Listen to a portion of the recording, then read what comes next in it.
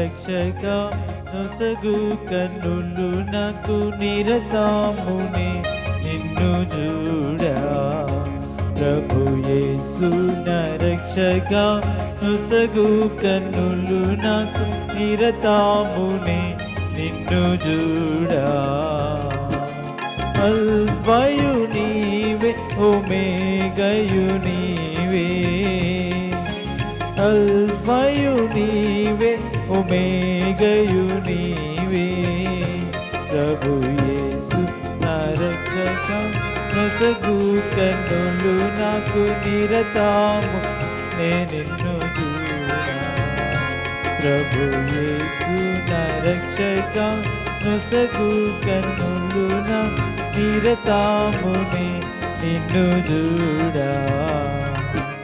ప్రియుడైన యోహాను పద్మాసులో ప్రియమైన యేసుని స్వరూపము. ప్రియుడైన యోహాను పద్మాసులో ప్రియమైన యేసుని స్వరూపము. చూచి బహుధన్యుడయ్యే ప్రియ ప్రభు చూడని.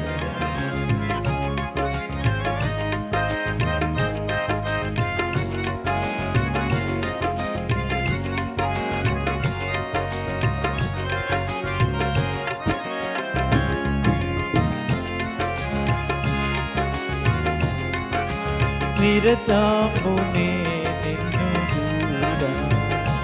ప్రభు యేసు నా రక్షక నొసగు కన్నులు నాకు నిరతము నే నిన్ను చూడా.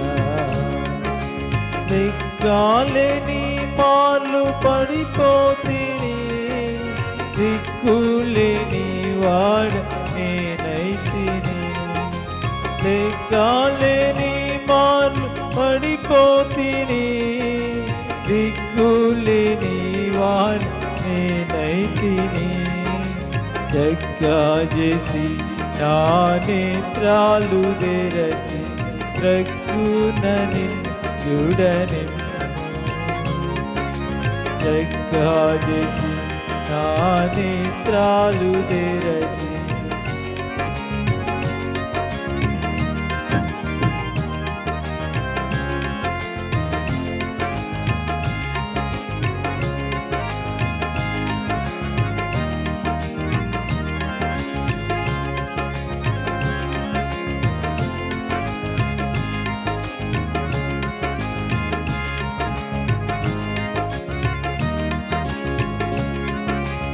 ఎరిగి ఎరిగినే చెడిపోతిని, యేసుని గాయం రేపితిని. ఎరిగి ఎరిగినే చెడిపోతిని, యేసుని గాయము రేపితిని. మోసపోతి నేను దృష్టి తొలగితి, దాసుడనన్ను చూడని. మోసపోతి నేను దృష్టి తొలగి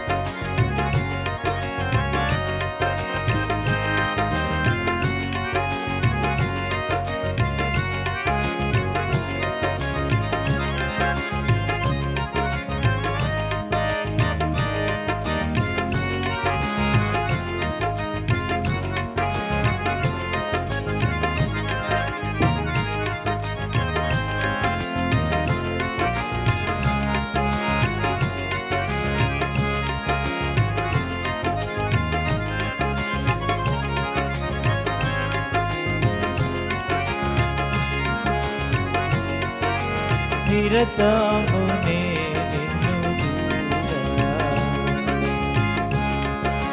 కర్తావు యేసు ప్రభు కొనసాగించువాడు యేసు ప్రభు.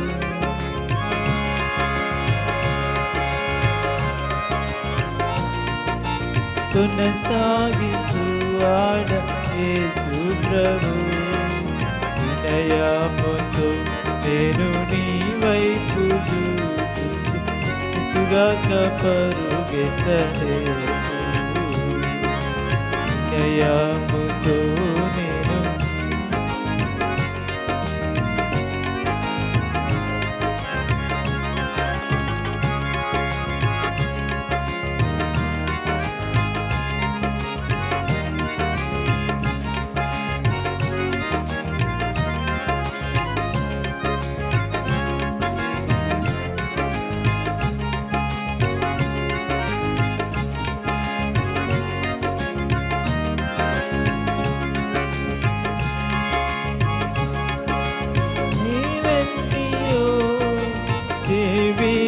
వినబడని వెన్నీయో కంటికి కనబడ నీ వెన్నీయో చెవికి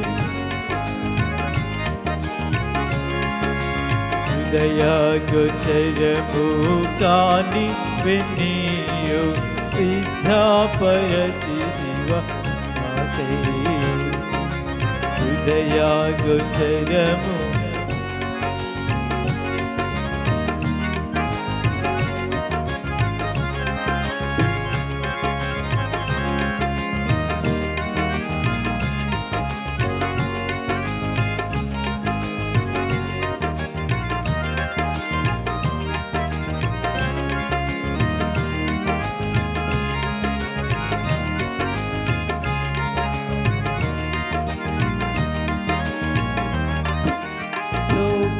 భోగాలపై నా నేత్రలు సోకాకుండునట్లు కృపజూపుము.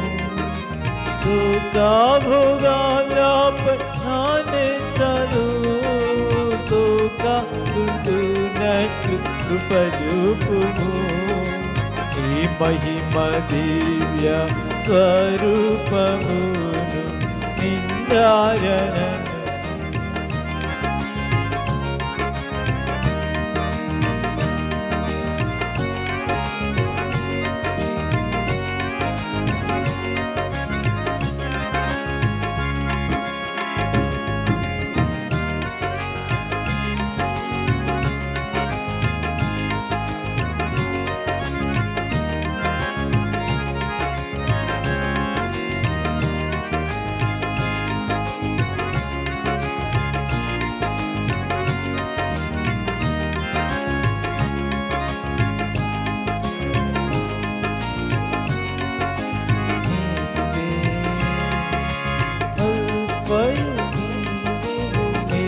గయు నీవే ప్రభు యేసు నా రక్షక నొసగు కన్నులు నాకు నిరతామునే నిన్ను చూడా. ప్రభు యేసు నా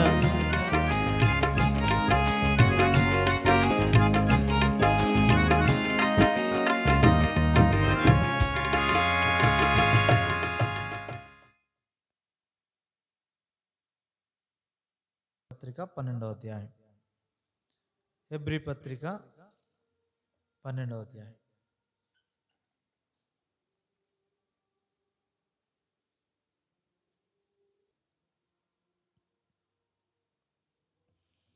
హెబ్రీలకు రాసిన పత్రిక 12వ అధ్యాయము 14వ వచనం నుండి మార్చి చదువుతాం.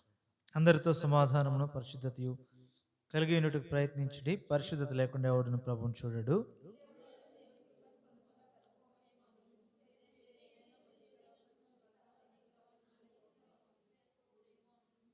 ఒక పూట కోటి కొరకు తన జ్యేష్ఠత్వ హక్కు నమ్మివేసిన ఏశావు వంటి భ్రష్టుడైనను వ్యభిచారి అయిన ఉండనేమో అని జాగ్రత్తగా చూచుకునుడి.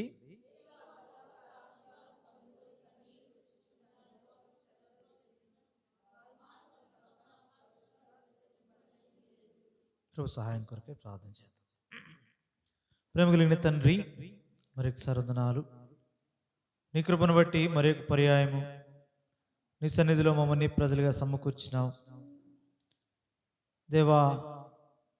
మమ్మల్ని ఏ స్థితిలో ఉంచుతావో దానిని బట్టి ప్రభును, మా దేవాది దేవుని యేసుక్రీస్తు ప్రభు ద్వారా ఆత్మతో ఆరాధించుటకై మీరు మాకు ఇచ్చిన ప్రశస్త సమయాన్ని బట్టి ఉన్నారు. మా ఆరాధనలు మీరు ఆగ్రాణించి వాటి మీద ఆశీనుడైనామని నమ్మి స్తుతులు అర్పించుకుంటున్నాం. ఆరాధనలో భాగంగా పరిశుద్ధమైన బలను మేము సమీపిస్తూ ఉంటుండగా మా కొరకై మేము ఎలాగూ నీ ఎదుట ఉండవల్లో జీవించవల్లో ఈ లోకంలో, అది నీ వాక్యంలో మరొకసారి మమ్మల్ని మేము చూసుకొని సరి చేసుకుని యోగ్యముగా నీలో మేము భాగమని గుర్తెరిగి నీవు ఇచ్చిన ధైర్యముతో, నీ బలముతో, నీ యందు భయముతో, భక్తితో మేము జీవించటం ద్వారా, పరిశుద్ధతను కాపాడుకునేట ద్వారా చుట్టూ ఉన్న వారి మీద కూడా మీ భయం ఉండట కృపనివ్వండి. ఇటు భయభక్తులతో మేము జీవించటాన్ని బట్టి ఏ ఒక్కడు కూడా నీ ప్రజలకు వ్యతిరేకంగా మాట్లాడకుండా నిమిత్తమై అంటే భయము లేవా చుట్టూ ఉన్న వారికి కూడా ఇవ్వండి. నీ ప్రజల చుట్టూ వారు పనిచేసే చోట్లేమి, వారి ఇంటి వద్దనేమి, వారి పొలంలోనేమి దేవా, ఇంటిలోనికి వచ్చినప్పుడేం, బయటికి వెళ్ళినప్పుడేమి, వారు చదువుకునే స్థలాల్లో కూడా వాటి భయము చుట్టూ ఉన్న వారికి వీరి నీ ప్రజలని గుర్తిరుగుట కృపను ఇలాగనే మాకు మాత్రమే ఒక సార్వత్రిక సంఘంలో ఉన్న ప్రజలందరినీ జ్ఞాపకం చేసుకుని నీ సంఘము చుట్టూ మీకు కంచి వేయండి. ఈ తీవ్రత, ఈ ప్రభావం వారును ఎరుగుట కృపనివ్వండి. వీటికి అందుకొరకే నీ వాక్యం ద్వారా మమ్మల్ని మేము సరి చేసుకుని పవిత్రపరచుకోవడానికి ఎవరిని బలేదు తెచ్చినందుకు వందనాలు. ఎవరికి ఏదో అవసరమట మాటలతో తృప్తిపరచమని, సరిచేయమని, నీ రూపంలోనికి మార్చమని, నీ శక్తినిచ్చి శక్తివంతమైన నీ యొక్క పిల్లలముగా నీ పని చేటుకై భూమి మీద సహాయం చేయమని యేసుక్రీస్తు ప్రభు రక్షకునామమున ప్రార్థించి వేడుకొనుచున్నాం తండ్రి, ఆమేన్.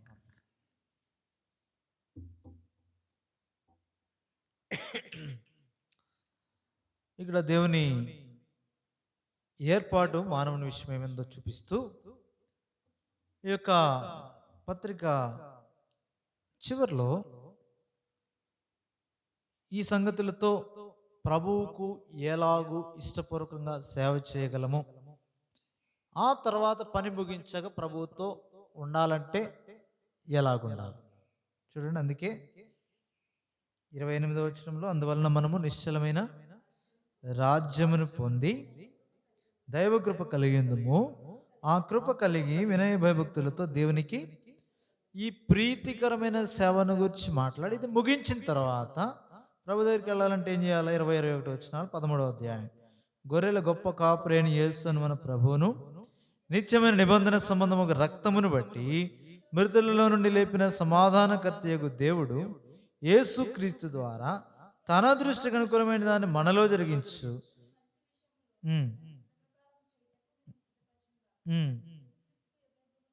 కాబట్టి మన ద్వారా మహిమపరచబడి మనల్ని ఆయనతో ఉండి నిమిత్తమై తీసుకుని వెళ్తాడు.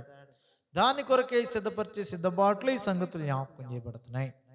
కాబట్టి ఈ యాత్రా దినాలు భూమి మీద మనం జీవించినప్పుడు 11వ అధ్యాయంలో అదే అంటారు. వారు ఏమన్నారు చూడండి, 11వ అధ్యాయం 13వ వచనం, హెబ్రీ పత్రిక 11:13. వీరందరూ ఆ వాగ్దానముల ఫలం అనుభవింపకపోయినను దూరం నుండి చూచి వందనము చేసి తాము భూమి మీద పరదేశమును యాత్రికులమునై ఉన్నామని ఒప్పుకొని విశ్వాసము గలవారై వృత్తి నొందిరి.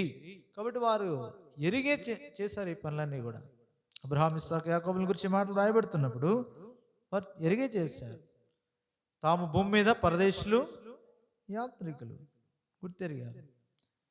గుర్తెరిగి దూరం నుండి చూసి వందనం చేశారు. విశ్వాసం గలవారై మృతి నొందిరి అని రాయబడుతూ వచ్చింది. కాబట్టి ఈ విశ్వాస క్రమాన్ని వారిలో నుండి మనలో సహా ప్రవహించినట్లుగా ఈ విశ్వాసం ప్రవహించాలి. తరములు మారే కొలది మనం తీసుకున్న తర్వాత తరానికి ఇచ్చే విశ్వాసాన్ని జీవించాలి. అదే న్యాయాధిపతుల గ్రంథంలో ఇశ్రాయేలు చేయలేకపోయినారు. అందుకే తర్వాత తరం ఏమైంది? యెహోవానైనా ఆయన ఇశ్రాయేలు కొరకు చేస్తున్న కార్యాలు ఎప్పుడైతే ఎరగలేదో ఇప్పుడు వారికి దేవుడు అంటే ఏంటో తెలియని కారణాన్ని బట్టి, దేవుడు ఏ కార్యాలు చేయగలడో తెలియని కారణాన్ని బట్టి అన్ని జనులందరూ ఎలా ప్రవర్తించారు, వాళ్ళు కూడా అట్లానే ప్రవర్తిస్తూ వస్తున్నారు. ఎందుకంటే వారికి తెలిసినంత వరకు దేవుడు అంటే వేరు. ఏదో కొద్దిమందికి తెలుసు వాళ్ళ పితరులను ఐగుప్తు నుండి విమోచించాడు, అంతవరకే వారి దేవుడు. లేదంటే సముద్రాన్ని 2 పాయలుగా చేయగలడు, అంతవరకే దేవుడు. లేదంటే పరలోకం నుండి మన్నా కురిపిస్తాడు, అంతవరకే దేవుడు. అంతేగాని వారికి ఇంకా రియల్ లైఫ్కి వచ్చేసరికి కనాన్లో వారి ఇష్టం వచ్చినట్టు వారు జీవించగలరు స్వతంత్రులుగా. ఈ జీవితాన్ని ఎట్లా జీవించాలో దానికి సరిపడా దేవుడు ఆయన కాడు. అంతకుముందు వేరే వారు ఎలాగైతే అక్కడ జీవిస్తూ వస్తున్నారో వారి దేవుడు దానికి పనికొస్తాడు అనుకున్నారు వారు. అందుకే బయలును అష్టారోతును పూజిస్తూ వచ్చినారు. కాబట్టి మనం ఎప్పుడైతే మనం జీవిస్తూ తర్వాత తరానికి నేర్పిస్తామో అప్పుడు దేవుడి నుంచి మనము తొలగము, వారు తొలగరు. ఆ నిత్యరాజ్యం వరకు వైపు మన దృష్టి, వారి దృష్టి కూడా మనం తీసుకుని వెళ్ళి వారిని కూడా తీసుకుని వెళ్ళే ఆధిక్యత దేవుడు దావీదు చెప్పాడు, మోషే చెప్పాడు. వారి ద్వారా మనకు కూడా నేర్పించబడుతున్నాయి ఆ క్రమం. దానిలో ప్రభు వల్ల మనం పాల్పించుకుంటాం. మొదట మన విషయం మనం జ్ఞాపకం చేసుకోవాలా. దాని కొరకే ఎబ్రీ పత్రిక 11వ అధ్యాయంలో మీకు ఇది క్రొత్త కాదు. తిమోతితో మాట్లాడినప్పుడు కూడా పౌలు అంటాడు ఏమని, ఇది నీ నుండి డైరెక్ట్గా వచ్చింది కాదు, నీకు ఎక్కడి నుంచి వచ్చింది, మీ అవ్వలో నుంచి వచ్చింది. తర్వాత నీ తల్లి అయినా వెనుకలో ఇప్పుడు నీకు కూడా నీ యందు సహా ఆశిస్తుంది. విశ్వాసం తీసుకుని రాబడింది. అంతేకాదు ఈ వాక్యాలని కొత్త ఏం కాదు. ఈ శక్తిగల రక్షణార్థమైన జ్ఞానం ఇచ్చే శక్తిగల వాక్యాలు బాల్యం నుండి నీవు ఎరుగుదు అంటాడు. బాల్యం నుండి నీ కొత్త ఏం కాదు, నీకు చిన్నప్పటి నుంచి తెలిసే వాక్యం. కానీ ఆ వాక్యం దేని వలన వచ్చింది, దేనికో జ్ఞాపకం చేసుకో. ఆ వాక్యం బాల్యం నుండి నీకున్న కారణాన్ని బట్టి శక్తిగల వాక్యం ఖచ్చితంగా మనలో పనిచేస్తుంది, అందులో సందేహం ఏం లేదు. కానీ పైకి భక్తి గల వారు ఉండి దాని శక్తిని ఆశ్రయించుకోవడం ఉపయోగం లేదు. నువ్వు ఇప్పుడు ఏం చేయాలా, ఆ శక్తిని పొందాలా, ఆ శక్తితో పని చేయాలా. అందుకే ప్రతి లేఖనము దేని వల్ల కలిగింది, దైవావేశం వల్ల కలిగింది. అందుకే అది ఉపదేశించడానికి, ఇంకా ఖండించడానికి, బుద్ధి చెప్పడానికి, నీతి యందు శిక్ష చేయడానికి ప్రయోజనకరమైందని జ్ఞాపకం చేస్తున్నాడు. కాబట్టి ఆ స్పష్టత తీసుకొస్తున్నాడు తిమోతికే కాదు, ప్రభు వల్ల పాల్పించుకుని నీకు నాకు కూడా బాల్యము నుండి ఈ లేఖనాలు నీవు ఎరుగుదు. కొత్త ఏం కాదు ఇవి. క్రైస్తవులైన వారికి, లేదంటే క్రైస్తవులే కాదు ఈ దినాల్లో మన ప్రాంతంలో అయితే ఎవరికైనా వాక్యం, ఎందుకంటే మనం గోడల మీద రాస్తాం, లేదంటే ఆ మోటార్ ట్యాక్స్లు ఇస్తాం, ఎవరికైనా గిఫ్ట్లు ఇచ్చినప్పుడు ఇవన్నీ ఉంటాయి. ఇక్కడ వాక్యం కొత్త ఏం కాదు, అందరూ బాల్యం నుండి ఎరుగుదురు. అయితే అది ఏం వాక్యం, ఆ వాక్య ప్రభావం నీవు నేను గుర్తిరగలని ప్రభు కోరుతున్నాడు. అది దైవావేశం వల్ల కలిగింది. అంతేకాదు శక్తిగల లేఖనాలు అవి, ప్రభావం కలిగిన లేఖనాలు అవి. అవి ఎందుకు ఇవ్వడాయో కూడా జ్ఞాపకం చేసుకుంటే ఆ పరిశుద్ధతలో నిలిచి ఉంటాం. అప్పుడు మనం నిలిచుండి తర్వాత తరం మన పిల్లలనే కాదు, మన ద్వారా క్రీస్తులోనికి అనేకులను ఎవరినైతే తీసుకురావాలని ప్రభువు జగత్తు పునాది వేయబడకమునిపై ఒక సిద్ధం చేశాడు, ఒక సంకల్పం చొప్పున వారిని తీసుకొని రాగలం. లేకపోతే సంవత్సరాలు గతించిపోతూ ఉంటే మన విశ్వాసాన్ని మనమే కాపాడుకోలేని పరిస్థితిలో ఉంటాం, లేని ఎడల. అదే జ్ఞాపకం చేస్తుంది మనకి. దేవుడైతే చెప్పాడు, మీరు సర్వలోకానికి వెళ్ళి సర్వ సృష్టికి సువార్త ప్రకటించండి. దాని గురించి అనేక వర్తమానాలు వింటాం, వాక్యం చదువుతాం, ప్రార్థన చేసుకుంటాం, భక్తిగా ఉంటాం. కానీ పని చేయకపోతే ప్రభు భూమి మీద పెట్టిందే దాన్ని కదా. దినాలు గతించిపోతూ ఉన్నాయి, సంవత్సరాలు గతించిపోతూ ఉన్నాయి, సంవత్సరాలు మన మీద నుంచి వెళ్ళిపోతూ ఉంటుండగా ప్రభు సన్నిధిలోనికి ప్రభు ప్రజలుగా చేయబడి నిమిత్తమై నీ ద్వారా చేయాలని ఎవరైతే ప్రభు కోరుకున్నాడో వారిని మనం తీసుకుని వస్తున్నామా లేదా ప్రభు సన్నిధికి అనేది చాలా ప్రాముఖ్యమైన సంగతి. అది మనమే దేవుని సన్నిధి కోల్పోతే ఇంకా దేవుని పనిలో మనం ఉండడానికి యోగ్యత కోల్పోతున్నాం, పనిలో భాగం ఉండదు. ఇంకా మొట్టమొదట మనము, తర్వాత పిల్లలు కావచ్చు, లేదా మన ద్వారా దేవుని ఎదుగు వచ్చేవారు కావచ్చు. ఇది ప్రభు కోరుతున్నాడు నుంచి నా నుంచి. కాబట్టి అందుకొరకే ఆ విశ్వాసము పైనుంచి రావాలా, కిందకి ప్రవహించాలంటే మధ్యని వాడుతున్నాడు మధ్యవర్తిగా విశ్వాస విషయంలో. అందుకే అక్కడ హేబేలు అంటాడు, ఆనోకు అంటాడు, వారందరినీ ఇప్పుడు మనం చూస్తూ ఉంటాం. ఆ విశ్వాసులందరినీ జాబితా పెట్టి వాళ్ళకంటే మిమ్మల్ని గొప్పవాళ్ళుగా చేయలేని దేవుడు, వారికంటే విశ్వాస విషయంలో గొప్పవాళ్ళు ఏం కాదు, కానీ వాళ్ళకంటే గొప్ప సంగతులు మీ కొరకే దేవుడు ముందుగా సిద్ధపరిచి ఉంచాడని చెప్పి జ్ఞాపకం చేస్తున్నాడు చివరి వచనంలో. వాళ్ళైతే ఆ వాగ్దాన ఫలాన్ని అనుభవించలేకపోయారు, నీవు నేను అనుభవించాలని ప్రభు కోరుతున్నాడని మాట్లాడుతున్నాడు అక్కడ. ఎందుకంటే వారి విషయాల్లో వారెవరో నేటికి కూడా ప్రభు యొక్క శిష్యులుగా ఉండబడిన ఆ 12 మంది అసమానమైన అపోస్తలులు సైతము, పౌలు సైతము ఇంకా ఆ యొక్క విశ్రాంతిలో ప్రవేశించలేదు.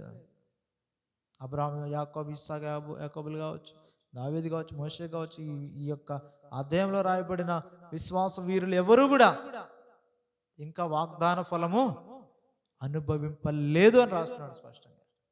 ఎలాంటి వారు అట్టి వారికి ఈ లోకము యోగ్యమైంది కాదన్నంత బోల్డ్ స్టేట్మెంట్ వారి కొరకు దేవుడు ఇచ్చాడు. అసలు మాది కాదు ఈ లోకం అనేది బ్రతికారు. అదే చూసాం కదా ఇక్కడ. అబ్రాహాం డైరెక్ట్ వాగ్దానం చేయబడిన కనాన్లోకి వచ్చిన స్థిర నివాసం ఏర్పాటు చేసుకోలేదు.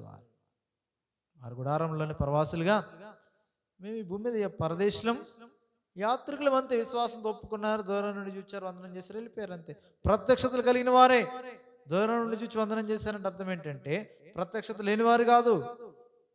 దేవుడు దేనికి శిల్పియు నిర్మాణకుడు అయినాడో పునాదులు గల పట్టణం కోసం చూశారు. ఆ పునాది తెలుసు వారికి, ఆ యేసుక్రీస్తు తెలుసు వారికి, అపొస్తలులు ప్రవక్తల వారికి తెలుసు.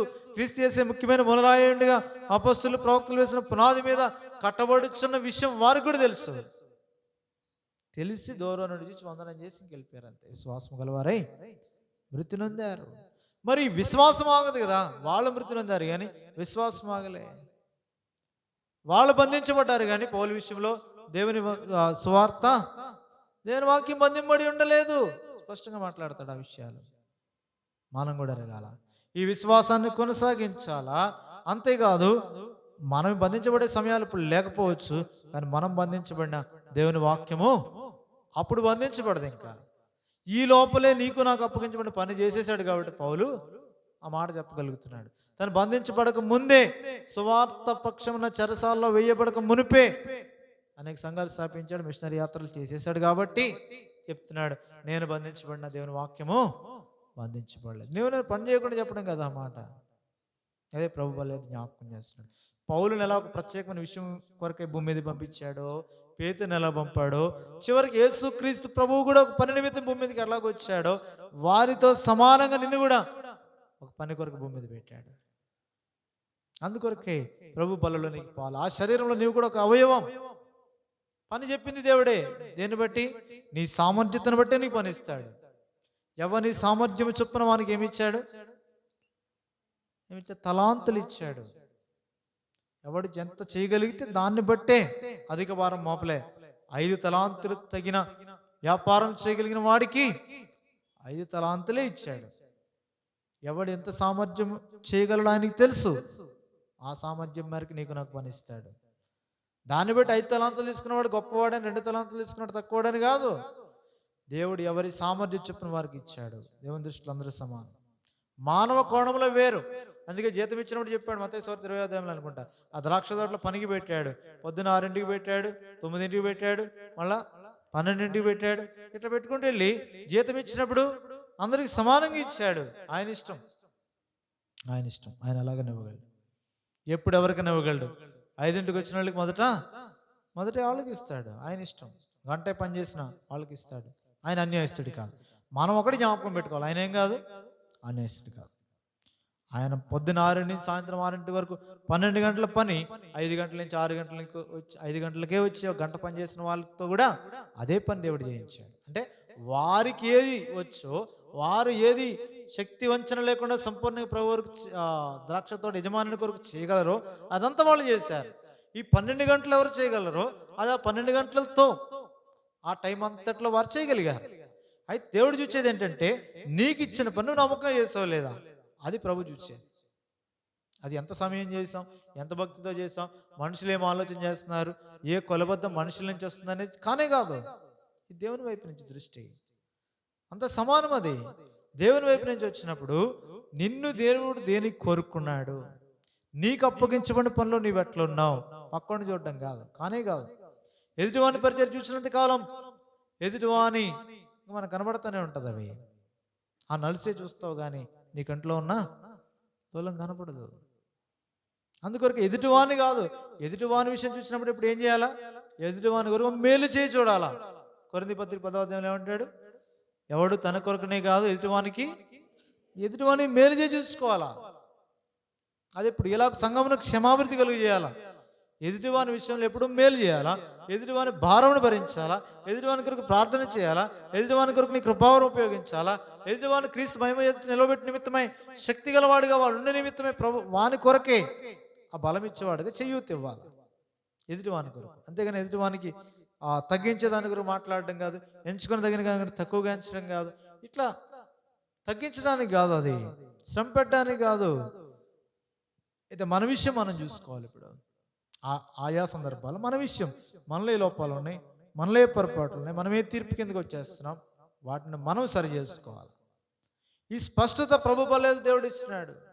అందుకని 11వ అధ్యాయం అంతా కూడా ఆ విశ్వాస వీరుల క్రమాన్ని చూపించాడు.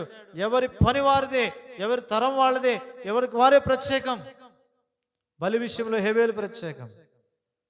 ఎవడు దేవునికి బలి అర్పించలేదు. ఒకసారి దేవునికి బలి అర్పించే విషయంలో దేవుని మనస్సు ఏంటో ఎరిగి ముందు తాను దేవునికి ఇష్టడిగా జీవించి ఆ తర్వాత దేవునికి ఇష్టమైన బలి తీసుకెళ్ళాడు. ఆ క్రమాన్ని చూస్తాం. పాపముతో మానవుడు దేవునితో నడవలేని పరిస్థితిలో దేవుని ఆజ్ఞలు గైకొనుడు దేవునితో నడుచుకుంటూ వెళ్ళాడు విశ్వాసాన్ని బట్టి. అంతేకాదు విశ్వాసం బట్టి దేవునికి ఇష్టడేండినని సాక్ష్యం పొందాడు. అతను కడుపబడక మునుపు దేవునికి ఇష్టడు ఉండొచ్చు అని కూడా చెప్పాడు ఆయన.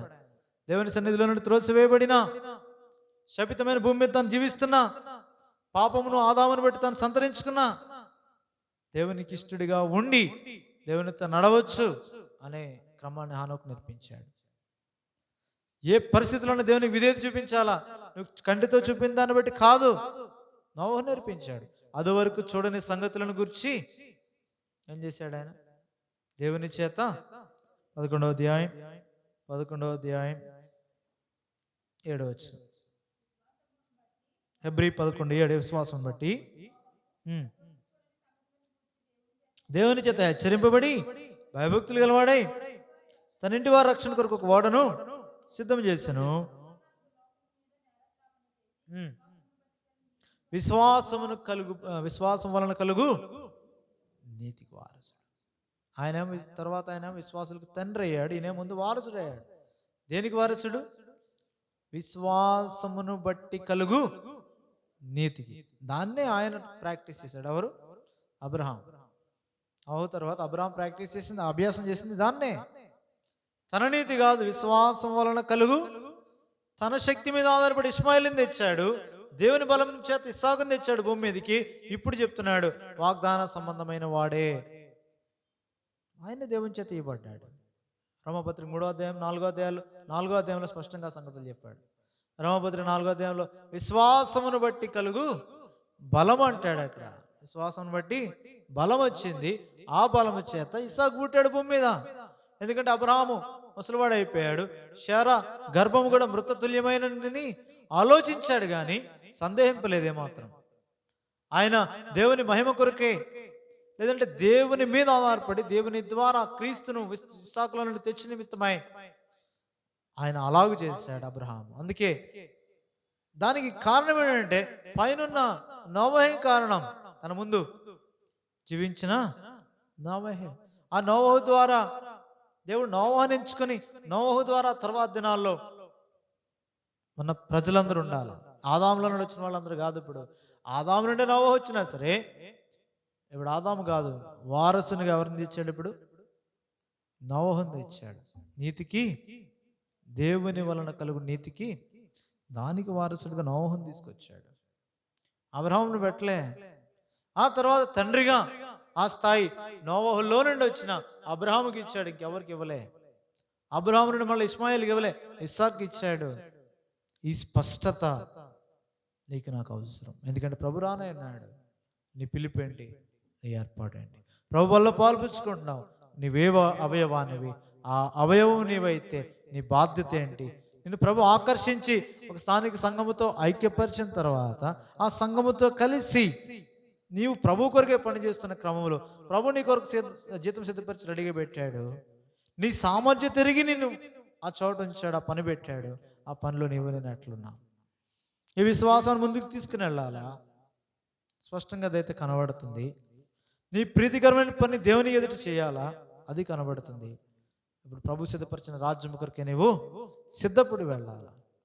ఇవన్నీ నీ కంటి ముందు ఉంటుండగా ప్రభు వల్ల పాల్పుచ్చుకొని మునుపు నీ పిలుపు ఏర్పాటు విషయమై ఎలాగున్నావు, ఇది పరీక్ష చేసుకుంటే తప్ప ప్రభు వల్ల పాల్పుచ్చుకోవడానికి అవకాశం లేదు. సరి చేసుకుని పాల్పుచ్చుకోవాలి. ఎందుకంటే ఎంత గొప్ప ఉన్నతమైన పదవిది మనకి ఇచ్చినాడు. ఆయన పని నీకు నాకు ఇచ్చినాడు. అందుకొరకే నోవహు చూస్తే అదివరకు జరగలేదు ఆ సంగతులు. అందరికీ అట్లానే ఉన్నాయి. హనోకు విషయం అలాగ ఉంది, నోవహు విషయం అలాగ ఉంది, దాని ముందు ఏబెల్ విషయం అలా ఉంది. అదివరకు జరగట్లేదు సంగతులు. దేవుడు హెచ్చరిస్తున్నాడు. లోబడ్డాడు, వాడే నిర్మించాడు తన ఇంటి వారి రక్షణ కొరకే. ఆ కారణాన్ని బట్టి దేవుని వల్ల కలుగు నీతికి వారసుడాడు. అది ఎరిగి ఇవన్నీ పౌలు అంటాడు, నా నీతి కాదు. అందుకే పౌలు కూడా ఏమన్నాడు, ఇప్పుడు అదే దేవుని ద్వారా తర్వాత అబ్రాహం కూడా అయిపోయిన తర్వాత మోషే ద్వారా ఏమొచ్చింది, ధర్మశాస్త్రం ఇవ్వబడింది ఇశ్రాయేలీయులకి. ఇప్పుడు ఆ ధర్మశాస్త్రం వల్ల నీతి వద్దు నాకు, దాని విషయం నేను అనిందుండే. ఫిలిప్పీ 3వ అధ్యాయంలో ఏమంటాడు, ధర్మశాస్త్రం వలన కలుగు నీతి విషయమే నేను అనిందుండే, అది కూడా వద్దు నాకు. ఎందుకంటే ధర్మశాస్త్రం వల్ల నీతి అంటే ఏంటంటే నా స్వనీతి. అది ధర్మశాస్త్రం నరహత్య చేయొద్దు అంది. నేను నా శరీరాన్ని కాపాడుకొని నరహత్య చేయకుండా కష్టపడ్డాను. ఆ విశ్రాంతి దినం ఆచరించమంది.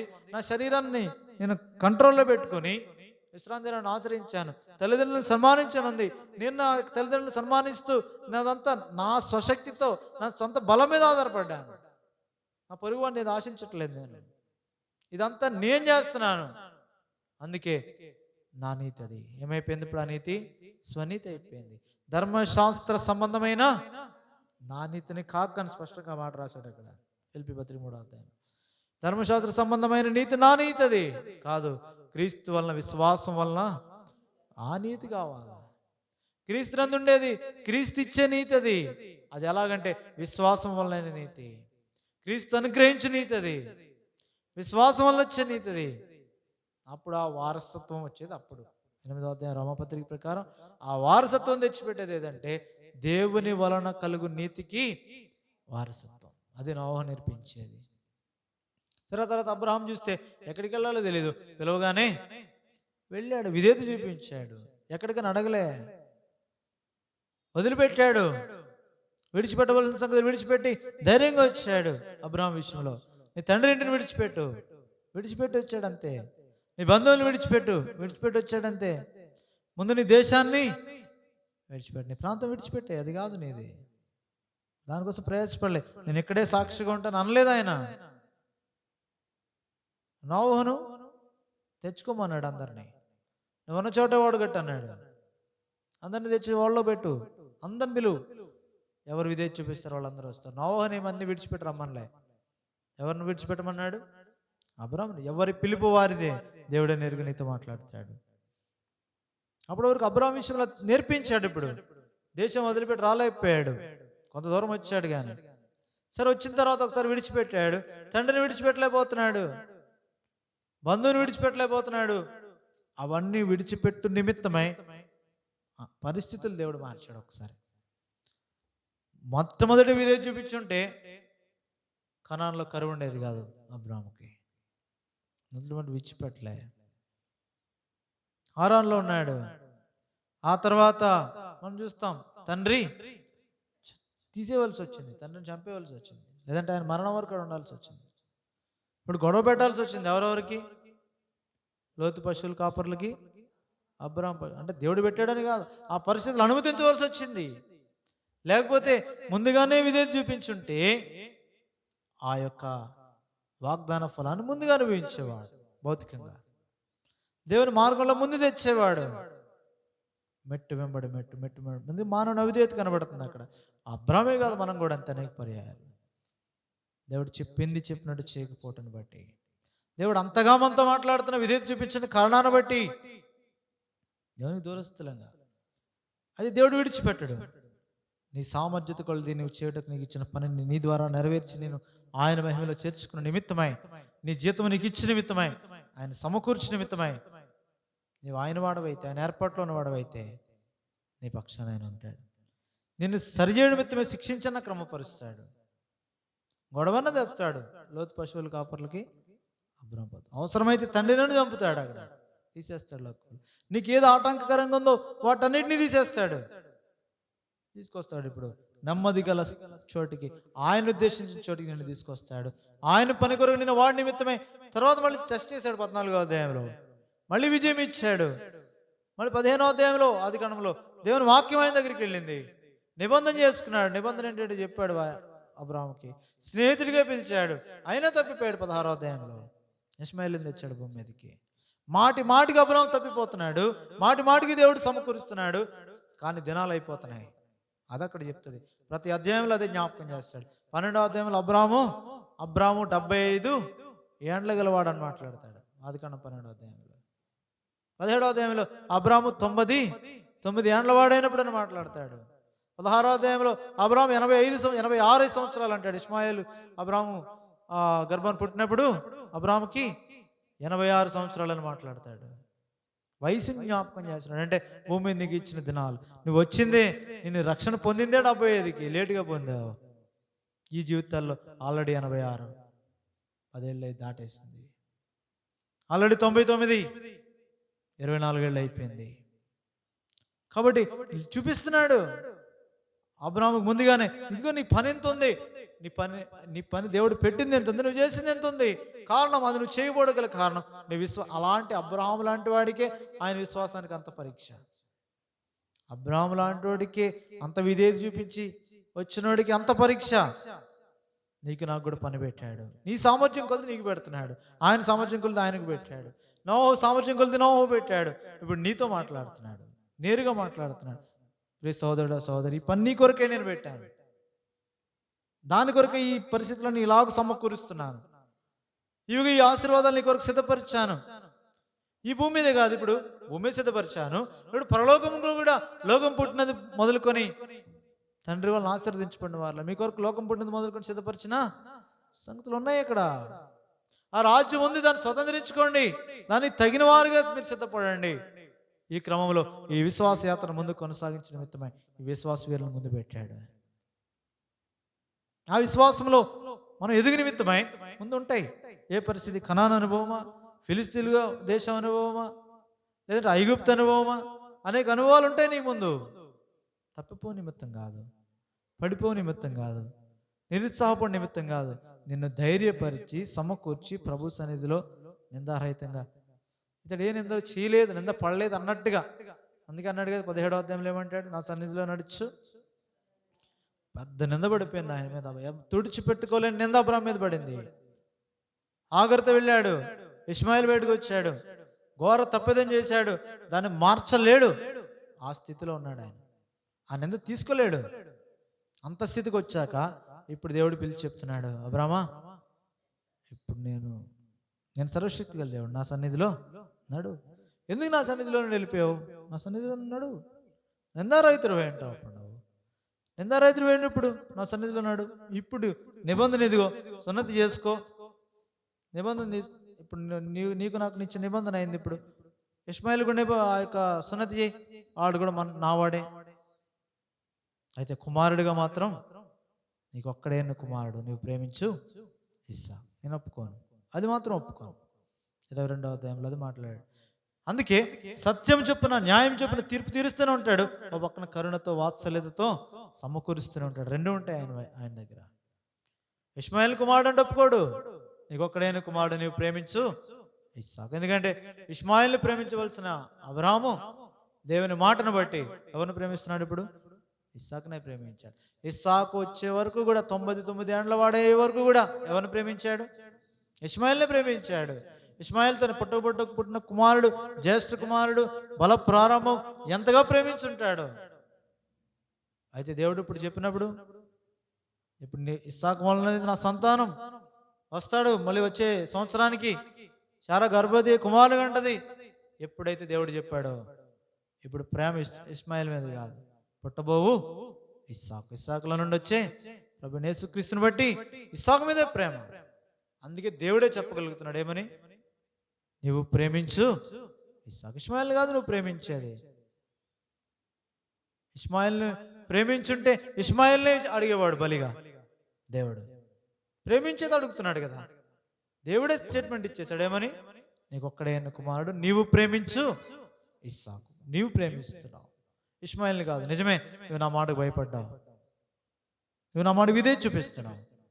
ఇష్మాయిల్ని కాదు, ఇష్మాయిల్ని పంపివేస్తావు. ఇస్సాకే నువ్వు ప్రేమిస్తున్నావు. నిజంగానే దూరంగా వెళ్ళిపోయిన ఇష్మాయిల్ని కాదు, దగ్గర ఇస్సాకునే నువ్వు ప్రేమిస్తున్నావు. అందులో ఏ సందేహం లేదు, నువ్వు నిజంగా ప్రేమిస్తున్నావు. అందుకే నేను ఇప్పుడు ఏం కోరుతున్నాను, నీవు ప్రేమించే ఇస్సాకునే నేను కోరేది. నేను ప్రేమించమందే నువ్వు ప్రేమిస్తున్నావు, అయినా దాన్ని నేను కోరుతున్నాను. ఇప్పుడు బలి అర్పించేస్తుంటే ఏమంటాడు? ఇందువలన నీవు దేవునికి భయపడేవాడు. ఎన్ని పరీక్షలు!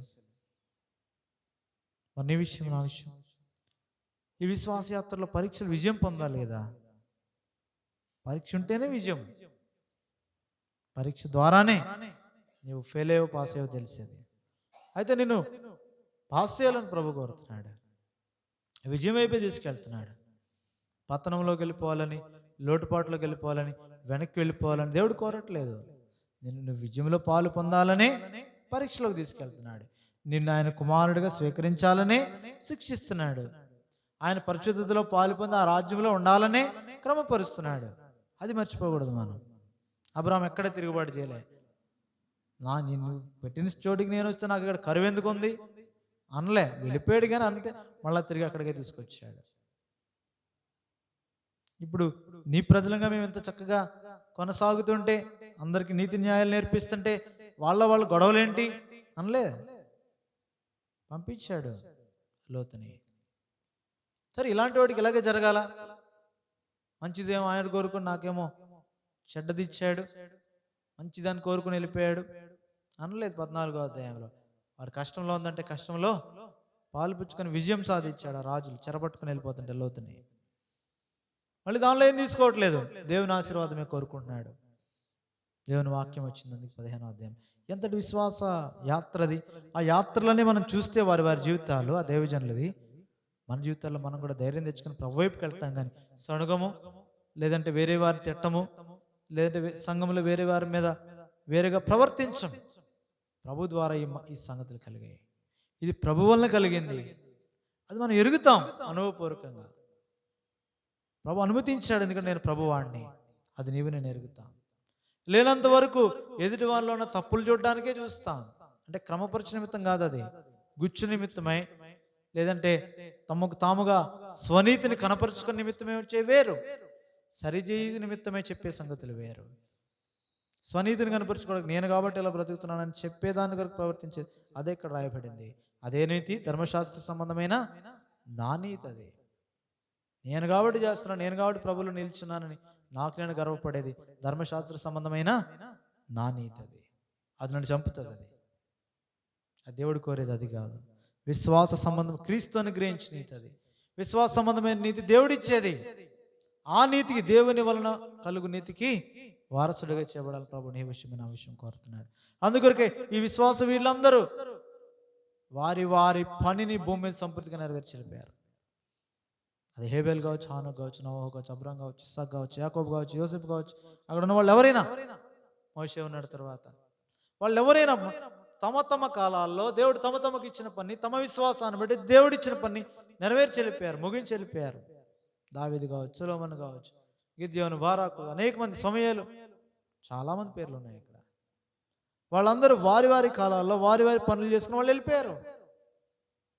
నీ విషయం ఏంటి, నా విషయం ఏంటి? మరి మన జీవితంలో ప్రభు మనల్ని రక్షించిన తర్వాత మన కాలం అయిపోతుంది. ఇంకా ప్రభు సమీపంగా ఉన్నాడు. మనం కూడా భూమిని ఎప్పుడు విడిచిపెడతాం మనకు తెలియదు.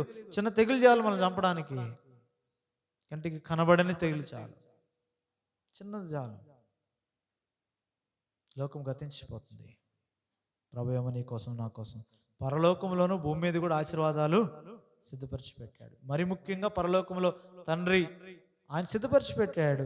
లోకం పుట్టినది మొదలుకొని మన కొరకు సిద్ధపరిచి పెట్టాడు. దేవుని రాజ్యం సిద్ధపరిచి, దాని కొరకే మనం భూమి మీద కూడా సిద్ధపరిచాడు సంగతులు. తను ప్రేమించే వారి కొరకు దేవుడు సిద్ధపరిచాడు సంగతులు. ఇవన్నీ దేవుడు మన కొరకు సిద్ధపరిస్తే దాన్ని స్వతంత్రించుకోకపోవడం కారణం మనమే. దేవుడు పెట్టిన చోట ఉండట్లేదు. అంటే ఆ స్థాయి, ఏ స్థాయిలో పిలిచాడు అక్కడ ఉండట్లేదు. అక్కడ అబ్రహాం విషయంలో దేవుడు పిలుపులు అర్థం అవ్వలేదు ఆయనకు. మనకంటే పరిశుద్ధ లేఖనాలు ఉన్నాయి, అనేక మంది మనకు ముందు ఉన్నారు, మనకు సంఘం ఉంది, మనకి పెద్దలు ఉన్నారు, పితరులు ఉన్నారు, ఒక మాదిరి ఉంది, ఒక మార్గం ఉంది, ఆలోచనకర్తగా అనేకులు ఉన్నారు, ఉన్నాయి మనకు. అబ్రహాంకి ఎవరున్నారు? ఎవరు లేరు. అందుకే ఆ క్రమం రాసి పెట్టాడు. ఈ మార్గం మీకు సంభవించవచ్చు, అయితే ఇలా తప్పించుకోండి. వాటన్నిటిలోనూ పూర్ణమైన ప్రత్యక్షతైన ప్రభునేసుక్రీస్తు అనే మాదిరి ఇప్పుడు నీకు నాకు పెట్టాడు. ప్రభు లేదు ఇప్పుడు అబ్రహాం, ఇస్సాకు, యాకోబుని వాళ్ళని జ్ఞాపకం చేసుకోవడం కాదు, వారు ఎవరినైతే జ్ఞాపకం చేసుకున్నారో ఆ క్రీస్తు నన్ను జ్ఞాపకం చేసుకున్నట్టుకై దీన్ని ఇచ్చాడు. ఆయన అనే వాక్యాన్ని పెట్టాడు మనకి ముందు. దేవుడు అనే వాక్యాన్ని, వాక్యమే దేవుడు, వాక్యాన్ని మన ముందు పెట్టాడు. ఇప్పుడు ఆ వాక్య ప్రకారము వాక్యములో మళ్ళీ మనం పరీక్షించుకొని పరిశీలించుకొని సరి చేసుకొని వాక్య వెలుగులో నడుచుకున్న నిమిత్తమై వాక్యాన్ని మన ముందు పెట్టాడు. నన్ను జ్ఞాపకం చేసుకున్నట్టుగా దీన్ని చేయండి అన్నాడు. ఇప్పుడు ఆయన జ్ఞాపకం చేసుకుంటే ఆయనలో నీవు కనపడతావు. నీవే అవయవమో నీకే పని చెప్పాడు, నీవు క్రీస్తు శరీరంలో ఏ ఆధిక్యతలు ఇచ్చాడో, ఏ ఆశీర్వాదాలు నీ కొరకు ఈ భూమి మీద సిద్ధపరిచాడో, ఏ ఆశీర్వాదాలు పరలోకంలో నీ కొరకు ఉన్నాయో అవి ఎరుగుతాం. కానీ దాన్ని మనం పట్టుకోం, కానీ వాటి వైపు మనం వెళ్ళాం, మన కాని జోలికి మనం వెళ్ళాం. మనదైనది ఎవరికి ఇవ్వదు. అది చాలా ప్రాముఖ్యం. నీ పని నువ్వే చేయాలి. నీకు సిద్ధపరిచిన పట్టణం మీద నీవే రాజుగా ఉండాలి. ప్రభు కోరేది అది. నీ రాజరికం నువ్వు ఎవరికి ఇవ్వద్దు, నీ పనిలో కూడా ఎవరికి భాగం ఇవ్వద్దు. కలిసి పనిచేసినప్పుడు క్రీస్తు శరీరంలో ఒక్కటిగా పనిచేయలేం కాబట్టి అవయవాలన్నీ కలిసి ఏక మనసుతో పనిచేయాలి. ఆ తాత్పర్యం కలిగిందా? ప్రభువులో పాల్పుచ్చుకోనికి ముందు మనం పరీక్షించుకోవాలి. ఈ సందర్భాలన్నీ తర్వాత తరానికి తీసుకెళ్ళడం నిమిత్తం ముందు మనం చేసుకోవాలి. అది చాలా ప్రాముఖ్యం. ఇది తప్పుకోకూడదు. మళ్ళీ ఇదంతా ఎందుకు జ్ఞాపకం చేయబడింది? ముందు మొదట మనం. అందుకే ఆ పరిశుద్ధత అంతా తెచ్చి చెప్పాడు అక్కడ. అందరితో సమాధానం పరిశుద్ధతయు కలిగి 14 వచ్చిన కలిగి ఉన్నట్టుకు ప్రయత్నించుడి, పరిశుద్ధత లేకుండా ఎవడు ప్రభుత్వం. ఎందుకంటే దేవుడు సిద్ధపరిచిన సామాన్యమైన సంగతులు కాదు, వాడి ముందు తెలుసుకోలేదు. జ్యేష్ఠత్వం తృణీకరించాడు, పూట కూటి కొరకు ఇచ్చేశాడు. ఈ లోకంలో నీ జీవితం కూడా అంతే, ఒక పూట. ఆ సూర్యుడు, చంద్రుడు, నక్షత్రాలు ఎంత కాలం నుంచి బతుకుతున్నాయి అవి, ఆయన రాకడ వరకు అలాగే ఉంటాయి అవి. దాంతో కంపేర్ చేస్తే నీ జీవితం నా జీవితం ఎంత? ఒక పూట కూటి వంటిది. ఆ పూట కూటి కొరకే, ఈ 70-80 ఏళ్ళ జీవితం కొరకే ఆ నిత్యత్వం వదిలేయడం, ఆ జ్యేష్ఠత్వం వదిలేయడం, ప్రభు రాజ్యంలో ప్రభుత్వం ఉండే ఆయన శరీరంలో నీవు ఉన్నావు, ఆ యోగ్యత వదిలేయడం ఏంటి? ఒక్క పూట ఏదో మనుషుడు ఎవడేదో అంటాడని, లేదంటే ఏయో జరిగిన సంగతులను బట్టో దేని కొరకు, లేదంటే ఉద్యోగం కొరకు, లేదంటే వేరే భౌతికమైన వాటి కొరకు, లేదంటే వేరే వేరే సంగతుల కొరకు, ఒక పూట కూటి కొరకు ఆ నిత్యత్వాన్ని వదిలేస్తావా? తర్వాత యాకోబు కంటే ఎక్కువ ప్రయత్నించాడు ఏశావు, యాకోబు కంటే ఎక్కువ పశ్చాత్తాపడ్డాడు. అదే అంతా ఒక్క వచనంలో కనపడుతుంది అక్కడ ఆయన పడిన బాధ. 17వ వచనం, ఏశావు ఆ తర్వాత, ఒక్క మాట తేడా వచ్చింది. ఆ తర్వాత అన్నాడు. ముందు చేయాల్సింది సమయం అయిపోయింది. ఆ తర్వాత ఏం చేశాడు? ఆశీర్వాదం పొందగోరి కన్నీళ్లు విడిచుచ్చు శ్రద్ధతో దానికోసం వెతికినా. ఎన్ని పనులు చేశాడు? ఆ తర్వాత చేశాడు, ఉపయోగం లేదు. ముందు చేయాలి ఆ పని, సమయం ఉండిగా చేయాలి. ప్రభు మాట్లాడినప్పుడు చేయాలా? చేయలేదు. తర్వాత ఏం చేశాడు? ఆశీర్వాదం పొందగోరాడు, కన్నీళ్లు విడిచాడు, దానికోసం శ్రద్ధతో వెతికాడు. కానీ ఏమైంది? మారు మనసు పొందా అవకాశం లేదు కాబట్టి ఇంకేమైపోయాడు? విసర్జింపబడ్డాడు. నీ ముందు నా ముందు జ్యేష్ఠుల సంఘంలో నేను నన్ను పెట్టగా మృతులను లేచుట్ల ఆది సముద్రుడిగా లేచిన ప్రభువైన యేసుక్రీస్తు ఆయన మూలరాయి ఉన్న సంఘంలో నేను నన్ను పెట్టి ఉంటుండగా మనం ఒకవేళ దేవుని కుమారుని రక్తాన్ని కాలుదండుతున్నామేమో, పవిత్రపరిచిన రక్తాన్ని, ఆయన శరీరాన్ని తృణీకరిస్తున్నామేమో, ఆ పెండ్లి కుమార్తెను దూషిస్తున్నామేమో, వ్యతిరేకంగా మాట్లాడుతున్నామేమో. భౌతికంగా మనం తెలిసి చేయమా పని, తెలియక వాటి కట్టడలు వాటికి దేవుడు నియమింపగా అతిక్రమించి తప్పు చేస్తున్నామేమో. అలాగుండటని బట్టి దేవుని కోపం పుట్టిస్తున్నామేమో. ఒకవేళ ఆ తర్వాత ఇంకా ఆశీర్వాదం పొందగోరినా, కన్నీళ్ళు విడిచినా, శ్రద్ధతో దానికోసము వెతికిన ఉపయోగం లేదు. ఇంకా దినం రాకముందే ప్రభు ఈ సంగతులు జ్ఞాపకం చేస్తున్నాడు. మారు మనసు పొందే అవకాశం లేదు ఇంకా ఆయనకి, విసర్జింపబడ్డాడు. మనం తెలుసు కదా మనకు అంటున్నాడు. పైగా ఆయన పేరు పెట్టేశాడు, వ్యభిచారం అంటాడు, ఇంకేమన్నాడు? భ్రష్టుడైన. కాబట్టి అట్లాంటి రాకుండా నిమిత్తమై తర్వాత దేవుని రాజ్యం అంటే ఏంటో చూపించాడు. దేవుని ప్రభావాన్ని ఇశ్రాయేలీయులు 19వ అధ్యాయం నిర్గమకాండంలో చూచారు. ఆ 19వ అధ్యాయాన్ని ఇక్కడ చెప్తున్నాడు. స్పృశించి తెలుసుకొనదగినట్టు, మండుచున్నట్టు, కొండకును అగ్నికి, కారు మేఘమునకు, గాఢాంధకరము, తుఫానుకు, బోరధ్వనికి, మాటల ధ్వనికి మీరు మీరు రాలే. ఆ దినాన్ని చూస్తుంటే ఆ 19వ అధ్యాయంలో వాళ్ళందరూ భయపడిపోయారు. ఆ కొండ మీదకి ప్రభు దిగొస్తే, సినాయి కొండ మీదకి కింద మోషే వస్తే, నేను మాట్లాడా వాళ్ళతో ముచ్చటించి మాట్లాడి యాకోబు కుటుంబీకులతో, వాళ్ళే నాకు స్వకీయ సంపాద్యం, వాళ్ళే నాకు యాజక రూపమైన రాజ్యం, వాళ్ళతో మాట్లాడి ఈయన మాట్లాడుతున్నాడు. ఆయన దిగొచ్చాడు. బోరద్రోణి మోగుతుంది, భూమి కంపించిపోతుంది. దేవుడు మోషేతో మాట్లాడుతున్నాడు. వినలేకపోయారు. అయ్యో బాబు మేము వినలేం, మా వల్ల కావట్లేదు అసలు. భయపడి వణికారు. మోషే సైతం ఏమన్నాడు? ఆ దర్శనం ఎంతో భయంకరంగా ఉన్నందున మిక్కిలి భయపడి మోషే ఏమన్నాడు? వణుకుచున్నాను అన్నాడు 21వ వచనంలో. హెబ్రీ పత్రిక 12:21. కాబట్టి భయపడి వణికిపోతుంటే అప్పుడు ఇంక కొండ మీదకి రా, నేను నీతో మాట్లాడతాలే. వాళ్ళకి ఆ 10 ఆజ్ఞలు చెప్పి వాటిని ఆచరించమని 20వ అధ్యాయంలో నిర్గమకాండం ఆ 10 ఆజ్ఞలు ఇచ్చి ఆచరిస్తుండమను, నువ్వు కొండ మీదకి రా, ఆ మాటలు వాళ్ళతో చెప్పు. 24వ అధ్యాయంలో అహరోను ఊరిని నియమించి వాళ్ళ మీద నువ్వురా పైకి. ఇప్పుడు పైకి తీసుకెళ్ళి 25 నుంచి 32 వరకు మాట్లాడు, 31 వరకు కూడా ఆ ప్రత్యక్ష గుడారం గురించి ఇంకా వాటి సంగతుల గురించి. మెట్టుకు దేవునితో మోసే మాట్లాడగలిగాడు కానీ అక్కడికి వెళ్ళి ముఖాముఖిగా ప్రజలు తట్టుకోలేకపోయారు. అదే అలా ఉంటే ఇప్పుడు చెప్పేది ఏంటంటే, అదే అంత భయంకరంగా ఉంది. దేవుడు ఏదో కొద్ది క్షణాలుంటే అలా ఉంది.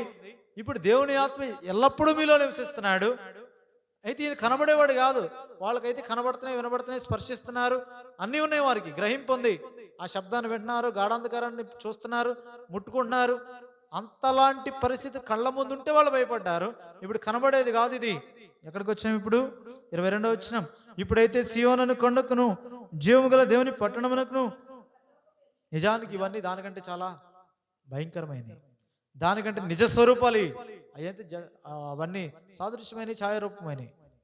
ఇప్పుడు నిజంగా వచ్చాం.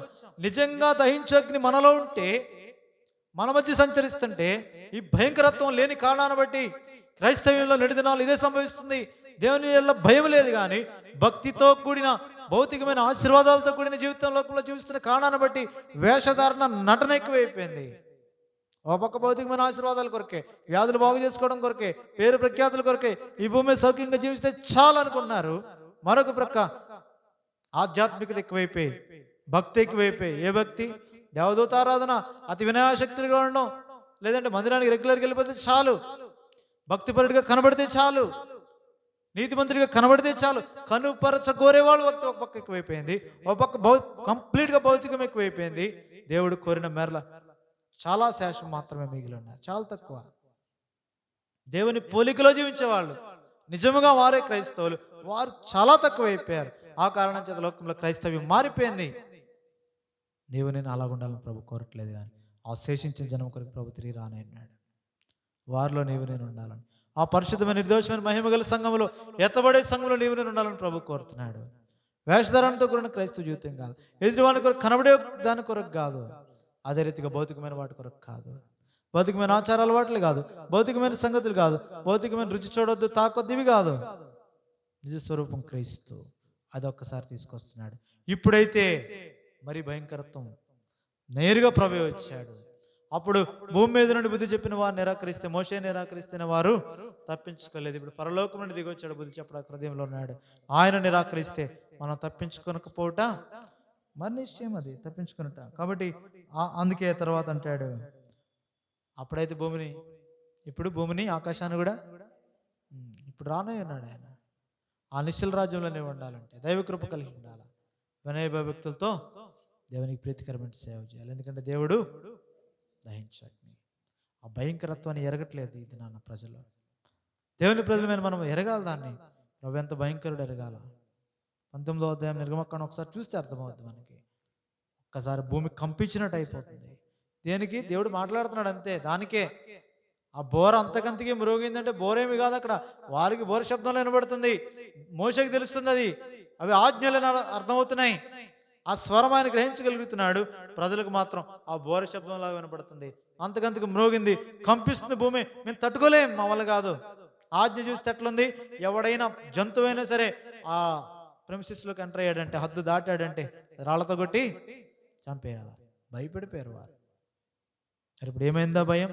దానికంటే ఎక్కువైన పరిశుద్ధాత్మ దేవుడు నేరుగా నీ హృదయంలో, నా హృదయంలో నివసిస్తుంటే, ఎల్లప్పుడూ నివసించడానికి మనలో ఉంటే ఆ భయం ఏమైపోయింది? కారణం ఏంటంటే, ఒకటి, ఆ పరిశుద్ధాత్మ నీలో లేడు. ఉన్నాడని భ్రమతో ఉన్నావు, అందుకు లేదు భయం. 2, ఆ స్పర్శ నీకు లేదు. పరిశుద్ధాత్మ నీలో ఉన్నాడు, ఆయన ఏం చేయట్లేదు కదా. ప్రభు శరీరం అనే వివేచన లేకపోతే ఆ స్పర్శ నీకు ఉండదు. ఇష్టానుసారంగా నీవు జీవిస్తావు. దేవుని మాటకి విధేయత చూపించవు, దేవుని వాక్యానికి లోబడు, దేవుని ఆత్మకు లోబడు. ఒక దినాన్ని ప్రభు వస్తాడు, ఆయన ఆత్మను దుఃఖపరిచిన వాడికి క్షమాపణ లేదు, ప్రభుతో ఉండలేదు. పరిశుద్ధాత్మ దుఃఖపరిచిన వాడికి క్షమాపణ, దూషించేవాడికి లేదు. తృణీకరిస్తే ఆ పరిశుద్ధాత్మ నీలో నీది బుద్ధి చెప్తున్న వాడిని నిరాకరిస్తే తప్పించుకొనకపోవడం మరి నిశ్చయం, తిరిగిలేదు ఇంకా. అందుకని ఏడనే సమయం ఉండగానే పశ్చాత్తాపడి ప్రభు వైపు చూచి ప్రభుకు లోబడి జీవించాలి. నోటితో ఒప్పుకొని మరలా లోకంలోకి వెళ్ళి కలిసిపోవడం కాదు, నోటితో ఒప్పుకొని మళ్ళీ పాతదైన సంగతులు చేయడం కాదు. ఒప్పుకొని అతిక్రమం దాచిపెట్టదు, ఒప్పుకొని విడిచిపెడితే కనికరం పొంది ప్రభు మహిమ కొరకు సిద్ధపరచబడతాడు. దాని కొరకు ప్రభు నేను కోరుతూ ఉంటుండగా ఏ సంగతులు ప్రభు నీతో మాట్లాడాడు, ఏ సంగతులు నాతో మాట్లాడాడు నేను సరి చేసుకోవాలి, నీతో మాట్లాడు నువ్వు సరి చేసుకోవాలి. నేడనే సమయం ఉండగానే, ఎందుకంటే ఆ తర్వాత అనే మాట వచ్చిందంటే ఏమొస్తుంది, ఇంకేమి ఉండదు. ఇంకా మారుమనసుతో పొందా అవకాశం దొరకదు, చివరికి విసర్జింపడదు, అరాకుల్లో మనం కనపడం.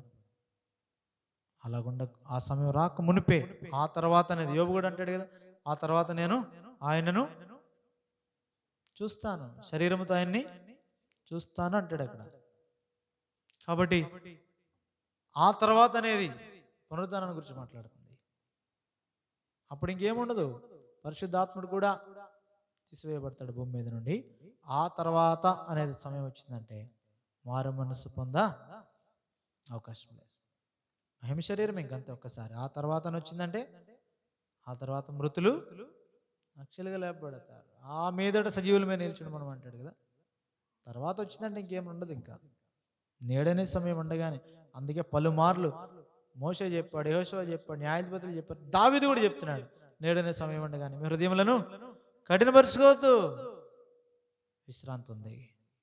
విశ్రాంతి దేవుని ప్రజలకు నేటికి కూడా నిలిచింది. హెబ్రీ పత్రిక 4వ అధ్యాయంలో మాటలు చెప్తున్నాడు. అందుకొరకే ప్రభు బల్లో పాల్పుచ్చుకోనక ముందు వివేచన చేద్దాం. ప్రభు శరీరం అంటే వివేచన కలిగి ఉందాం. అందులో నీకు నాకు భాగం ఇచ్చాడు దేవుడు, దానికి తగిన రీతిగా మనం ప్రవర్తిస్తున్నామా లేదా. లెక్కకు తక్కువే దేవుడు కోరుకునేది, లెక్కకు తక్కువ. అంతమంది అదేనమాట ముగ్గురు కోరుకున్నాడు, ఒకళ్ళకి 5, ఒకళ్ళకి 2, ఒకళ్ళకి వారి సామర్థ్యం చెప్పిన వారికి తలాంతులు ఇచ్చాడు. లెక్కకు తక్కువ ఉండొచ్చు, ప్రభు కొరకు నిలవబడు, ప్రభు చెప్పిన పని ఏంటో గ్రహించు, ప్రభు కొరకు పని చేయి, ప్రభు యొక్క అధికారాన్ని కూడా భూమి మీద వినియోగించు. అధికారులుగా పెట్టాడు భూమి మీద నిన్ను, రాజులుగా. భూరాజులు అంటే ఎవరు పరిపాలన చేసేవాళ్ళు కాదు, నిన్ను నన్ను పెట్టాడు. ఆయన రాజు, ఆయన రాజ్యం ఈ లోక సంబంధమైంది కాదు, మనం కూడా ఈ లోక సంబంధమైన వాళ్ళం కాదు. అది ఎరిగిన వారముగా అటు నిశ్చయితతో అటు తీర్మానముతో ప్రభు కొరకే మన పని ఎరిగి దానిలో కొనసాగుతూ తోటి ఎదుటివాని కొరకే మేలు చేయి చూచుకొనచ్చు ఏక మనస్సు కలిగి ప్రభు మహిమ కొరకే పరలోకములో ఆ జీతము తండ్రి కొరకు తండ్రి నీ కొరకే లోకం పుట్టినది మొదలుకొని సిద్ధపరచబడిన రాజ్యంలోను, అలాగే భూమి మీద కొరకు కూడా తను ప్రేమించే వారి కొరకే దేవుడు సిద్ధపరిచిన అమూల్యమైన శ్రేష్టమైన నీ కొరకే నీవు కూడా అంత శ్రేష్టమైన కోరుకో. ఆయనకు నీ కొరకు సిద్ధపరిచాడు. దానిలో పరలోకంలో భూమిలో కూడా స్వాధీనపరచుకొని స్వాస్యం పొంది నిమిత్తమే తీర్మానంతో యోగ్యంగా పరిశుద్ధమైన వల్ల పాల్పంచుకుంటే పరిశుద్ధాత్మడు మనలను సిద్ధపరచునుగా. మోకరించండి, పరీక్షించుకునండి. పరీక్షించుకుని ప్రభు ఎదుట సమ్మతి గల మనస్సు గల వారే మంచి తీర్మానం ఎక్కడి నుండైనా ప్రభు కొరకే ప్రభు పని మీద దృష్టి పెట్టి ప్రభు యొక్క అధికారం ఉపయోగించి ప్రభు కొరకే పనిచేస్తానని ప్రభుతో ఉన్నామని తీర్మానంతో బల యోగ్యంగా పాల్పంచుకోండి.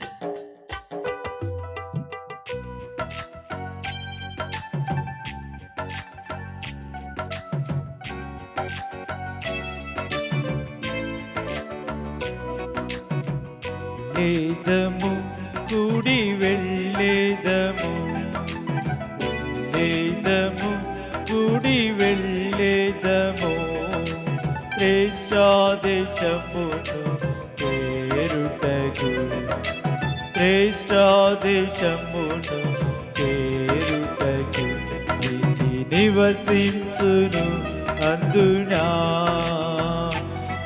నీతి నివసించును అందునా భయమును కలిగి బ్రతికేదము పరదేశుల మని ఎరుగావలే భయమును కలిగి బ్రతికేదము పరదేశుల మని ఎరుగావలే ప్రవేశించావలే విశ్రాంతిలో ప్రవేశించావలే విశ్రాంతిలో తప్పిపోదుము మరచినచో తప్పిపోదుము మరచినచో వెళ్ళేదము కూడి వెళ్ళేదము వెళ్ళేదము కూడి వెళ్ళేదము శ్రేష్ఠాదేశమును చేరుటకు శ్రేష్ఠాదేశమును చేరుటకు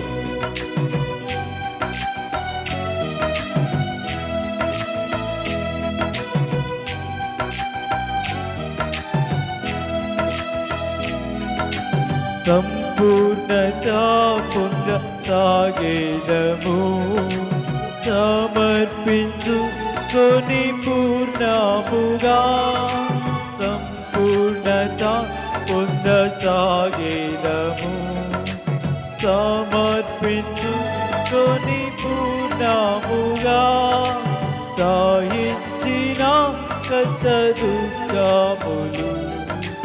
సాయించిన కసదుఃఖములు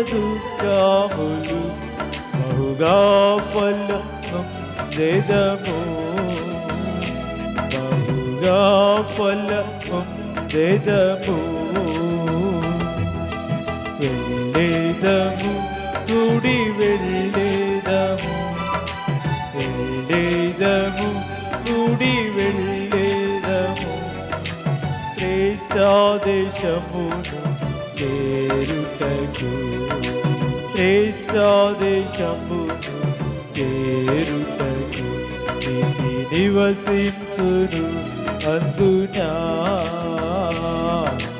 నివసించును అందునా